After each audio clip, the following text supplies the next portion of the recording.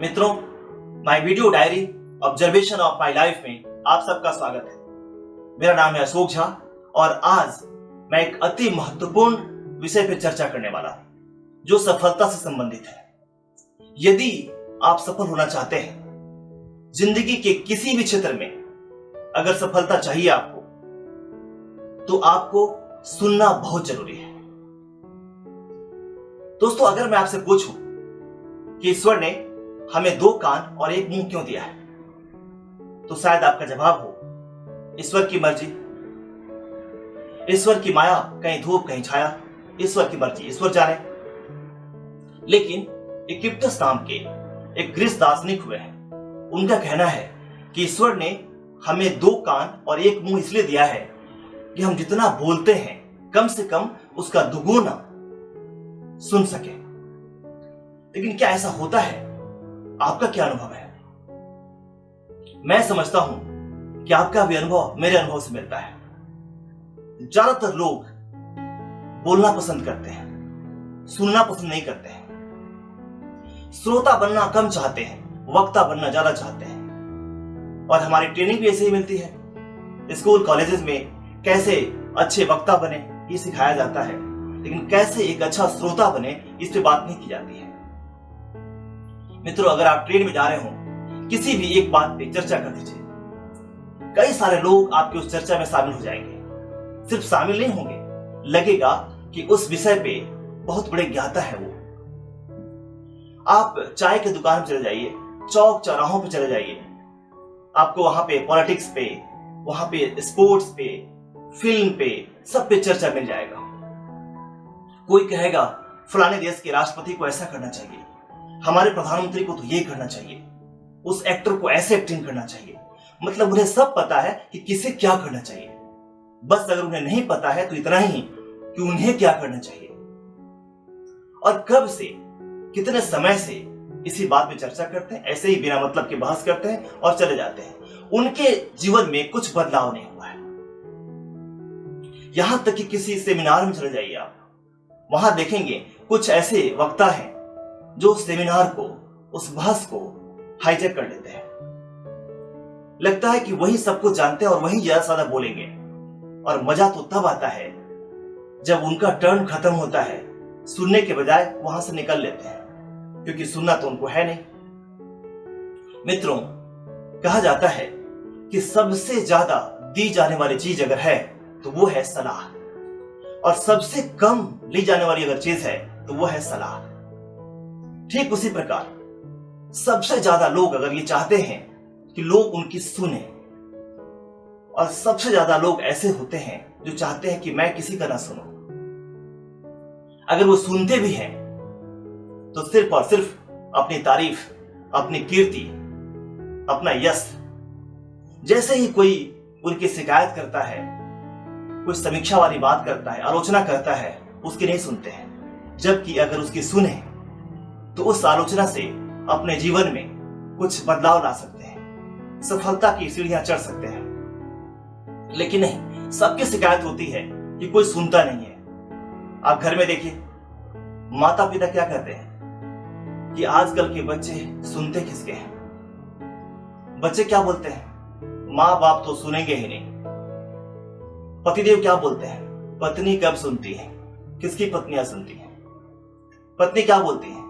वो तो हमारे सुनते ही नहीं है। सबकी शिकायत है सुनना, लेकिन कोई भी सुनना नहीं चाहता है।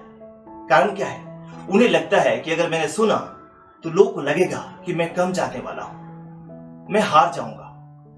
उनका एक ही उद्देश्य होता है कि अपनी बातों को रखकर जीत जाना, विजयी मुद्रा में आना।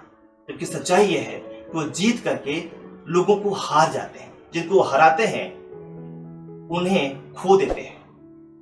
दोस्तों, अच्छा वक्ता होना बहुत जरूरी है, लेकिन अच्छा श्रोता होना उससे भी ज्यादा जरूरी है। आप बताइए, अगर आप किसी डॉक्टर के पास जाते हैं, आपको कैसा डॉक्टर चाहिए? वो डॉक्टर ना जो आपकी बातों को सुने, समझे और आपको सलाह दे। कैसा टीचर चाहिए आपको?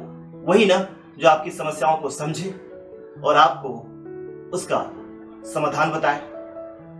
आपको कैसा दोस्त चाहिए? वही ना जो आपकी बातों को सुने या वैसा दोस्त जो आपकी बातों को काट दे? बिल्कुल नहीं। मित्रों, आप अगर किसी की सुनते हैं ना तो बहुत कुछ उस पे आपका प्रभाव होता है, वो खाली हो जाता है, अपनी बातों को कह करके हल्का अपने आप महसूस करता है। कई बार जब बहुत स्ट्रेस में होते हैं कोई और वो आकर के आपसे बात करता है और आप उसकी बातों को सुन लेते हैं सिर्फ, तो उसका स्ट्रेस कम हो जाता है। आखिर ये साइकेट्रिस्ट जो है वो क्या करते हैं? बातों को सुनते ही तो है लोगों के, ज्यादातर उनसे बातों उगलवाते हैं, सुनते हैं और इतना सुनते हैं कि वह आदमी स्ट्रेस उसका कम हो जाता है, उसमें सुधार आने लगता है। और आजकल के भाग दौड़ की जिंदगी में शायद सुनने का समय किसी के पास नहीं है, तो मैं तो कहता हूं कि अब आने वाले समय में एक प्रोफेशन भी आने वाला है जिसमें सुनने का काम होगा। घंटे और 2 घंटे के हिसाब से लोग आपकी बातों को सुनेंगे और चले जाएंगे। दोस्तों, जैसा मैंने कहा कि अच्छा वक्ता होना अच्छी बात है, मगर अच्छा श्रोता होना उससे भी अच्छी बात है। क्योंकि अगर आप लोगों की बात सुनते हैं और सुनकर जब उसका जवाब देते हैं तो यकीन मानिए आपकी बात बड़ा प्रभावी होता है, सामने वाले पे असर डालता है। वैसे भी कहा जाता है कि जब भी आप कुछ सुनते हैं तो उसका 25 से 50% ही आपके पास में रहता है। और यही कारण है कि कहा जाता है कि जब भी आप सुनिए, ध्यान से सुनिए, केवल लिसनिंग नहीं होना चाहिए, आप उसको ऑब्जर्व करिए। तब जाकर के आप किसी से जब बात करते हैं तो आप उसके सवालों का सही जवाब दे पाएंगे, वो जो चाहता है वो बता पाएंगे। लेकिन ज्यादातर लोग क्या होता है, ज्यादा बोलना अपनी शान समझता है। सेल्स पर्सन सोचता है कि ज्यादा बोलेगा तो उसका प्रोडक्ट ज्यादा बिकेगा। कुछ लोग बहस में बीच में अगर ना बोले तो उन्हें लगता है कि लोग उन्हें मूर्ख समझेगा, लेकिन सच ये है कि बीच में बात काटने वाले को मूर्ख समझा जाता है। जब भी आप किसी की बातों को समझ के बात करते हैं तो आपको परिपक्व समझाया जाता है, आपको समझाया जाता है कि आप मैच्योर हैं। तो बोलिए, बोलना जरूरी है, लेकिन तब बोलिए जब उसकी जरूरत है। शब्द आपका धन है। जैसे आप अपने धन को खर्च करते हैं, ठीक वैसे ही शब्द का भी खर्च करिए। जो कुछ बोलिए सोच के बोलिए। जब बोलना हो तब बोलिए। जब बोलने से आपका फायदा होता है तब बोलिए। जब बोलने से आपके ब्रांड में बढ़ोतरी होती है तब बोलिए। जब बोलने से आपके प्रोडक्ट आगे बिक रहा है तब बोलिए। बिना मतलब के बोलने का मतलब है एनर्जी भी अपना खत्म करना और साथ ही साथ अलग अलग तरह के विशेषणों से लोगों द्वारा विशोभित हो जाना। जैसे बटबड़िया है, बेतुका है, ज्यादा बकैती करता है इत्यादि। और दोस्तों, अगर आप प्रोफेशनल हैं, जहां आपके शब्द, आपकी बातें, आपकी कमाई का जरिया है, अगर वहां पे आप अपने शब्दों का सही प्रयोग नहीं करेंगे तो यकीन मानिए आप असफल होंगे अपने प्रोफेशन में। तो उस समय आपको अपने शब्दों का पूरा अच्छी तरह से चयन करना चाहिए। आप समझते हैं ना, एक ही शब्द किसी को चोट पहुंचाता है और एक ही शब्द उस चोट पे मरहम का काम करता है। अगर आपने अपने शब्दों के थ्रू उसको इस तरह से मोहित कर लिया, उसको इस तरह से समझा लिया, वो आपका हो जाएगा। अगर आपने शब्दों से उसको हरा दिया, वो आपसे दूर हो जाएगा। मित्रों, ऐसा कहा जाता है कि 2 तरह की लिसनिंग होती है। एक होता है सेल्फिश लिसनिंग, जो अक्सर सेल्स पर्सन, अक्सर प्रोफेशनल जब बात लोगों से करते हैं तो उनका ध्यान रहता है कि वो सुन रहे हैं इसलिए कि रिस्पॉन्ड करें। Listening to respond. बीच में उनका ध्यान रहता है कि कैसे इसको काटें और अपने फायदे की बात करें। उनका फायदा उनके प्रोडक्ट को बेचने में, अपने कमीशन को लेने में होता है, उस कस्टमर के, उस प्रोस्पेक्ट को सुनने में नहीं होता है। जबकि यदि आप उस प्रोस्पेक्ट को सुनते हैं, उस कस्टमर को सुनते हैं, तो जाहिर सी बात है आप उसके नीड्स को समझते हैं।